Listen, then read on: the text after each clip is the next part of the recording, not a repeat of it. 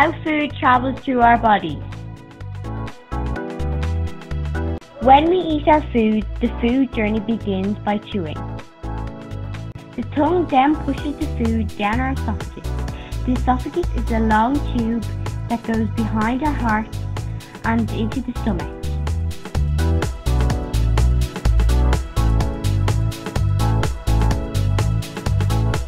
The stomach turns the chewed food into small particles.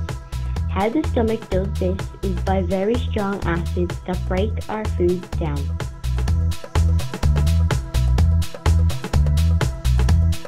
The next leg of the food journey is when it enters the small intestine, where most of the digestion takes place. The liver makes a greeny-yellow fluid, and the blood brings fat, protein, carbohydrates and sugars to the liver, where they are made into building blocks to help the body work and grow. The liver also removes the harmful substances from the blood.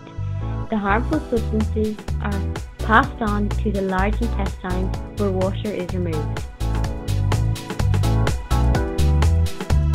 Then it is the job of the rectum to pass out what the body doesn't need through the anus. Together these make up the digestive tract, which in an adult can be up to 9 meters long.